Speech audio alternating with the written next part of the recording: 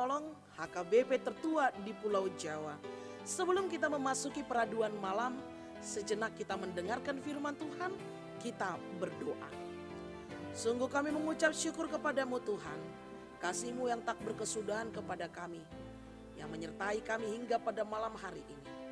Kami ingin mendengarkan firman-Mu sebelum kami merebahkan tubuh kami, agar firman-Mu menjadi penguatan dan evaluasi dalam hidup kami. Ampuni dosa kami ya Bapa. Hanya di dalam nama anak-Mu Yesus Kristus kami berdoa dan mengucap syukur. Amin. Firman Tuhan renungan bagi kita di malam ini sesuai dengan bacaan Almanak HKBP 2023, Kamis 16 Februari 2023. Dari Injil Matius pasalnya yang kelima, dimulai dari ayatnya yang pertama sampai ayatnya yang ke-12. Dan menjadi pembimbing renungan ayat 8. Berbahagialah orang yang suci hatinya, karena mereka akan melihat Allah. Apakah saudara hidup bahagia? Tentu pada umumnya semua manusia yang hidup di dunia ini mendambakan hidup dalam kebahagiaan, mendambakan hidup dalam kesenangan. Tidak terkecuali siapapun mereka, baik miskin atau kaya, mereka berpendidikan atau tidak, mereka yang tua atau muda, mereka yang tinggal di kota atau tinggal di pedesaan sekalipun, semua akan mengusahakan bagaimana caranya agar hidup bahagia. Namun untuk menggapai kebahagiaan itu tidaklah mudah seperti yang kita ucapkan atau pikirkan. Dalam kenyataan hidup ini, manusia dilingkari oleh berbagai masalah kehidupan.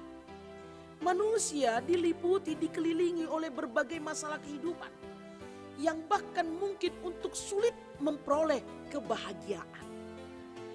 Ada orang berpandangan bahwa bisa berbahagia, maka ia harus dapat mengumpulkan ini dan itu di dalam kehidupannya, maka dia bisa berbahagia.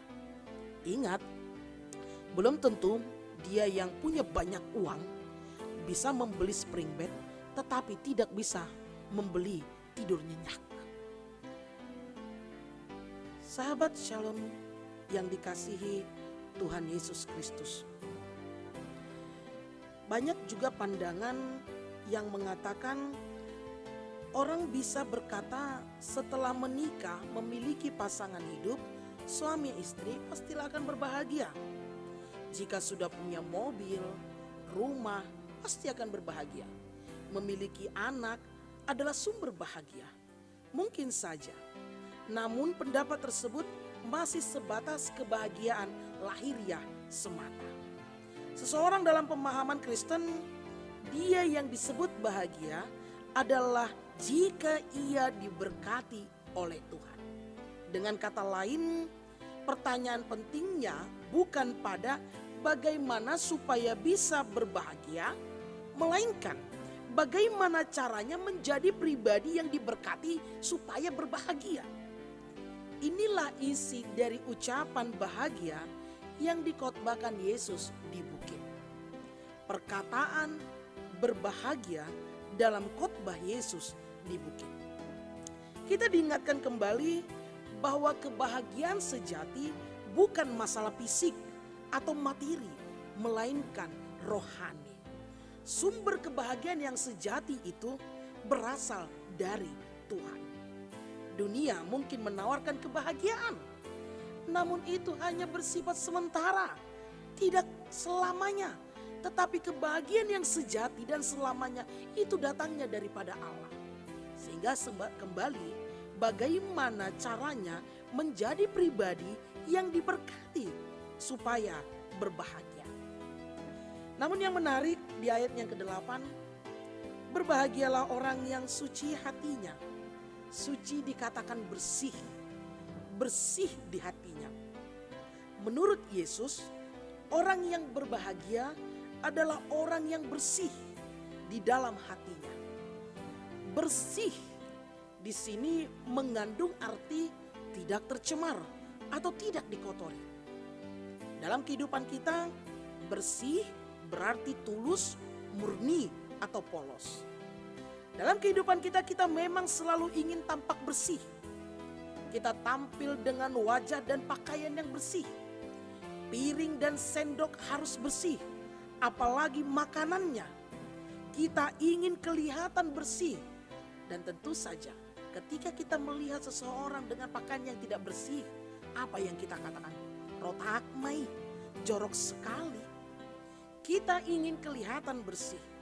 Sebab itu kita membersihkan yang kelihatan. Yang kelihatan itu adalah bagian dari luar. Sebab itu kita seringkali tidak mengingat tentang hati yang bersih. Sebab hati itu ada di dalam dan tidak kelihatan. Lalu apa faedah hati yang bersih? Yesus berkata dalam khotbahnya, berbahagialah orang yang suci hatinya, karena mereka akan melihat Allah. Faedahnya hati yang bersih adalah bertemu dengan Allah, saudara. Kebahagiaan adalah bertemu dengan Allah. Kebahagiaan adalah melihat Allah. Syaratnya tidak banyak. Cukuplah kalau kita datang dengan hati yang polos, yang tulus dan bersih. Yang polos, tulus dan bersih. Bersih dari apa? Tentunya bersih dari setiap benda-benda yang bisa mengotori motivasi kita untuk bertemu dengan Allah. Hati yang bersih tidak memiliki kebencian dan dendam.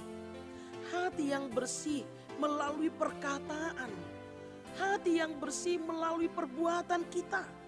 Hati yang bersih melalui pikiran dan pola hidup kita. Karena itu jagalah hati, jangan kau nodai.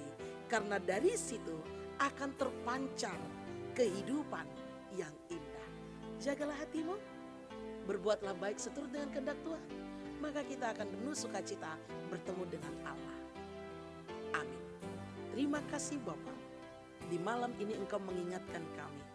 Seringkali hati kami, pikiran kami diisi dengan kebencian, pemikiran yang negatif. Tetapi pada malam ini Engkau mengincarkan kami dengan kesucian, ketulusan dan kepolosan hati, pikiran dan hidup kami. Maka kami akan bertemu dengan Engkau dan memahami apa yang Tuhan sampaikan dalam kehidupan kami.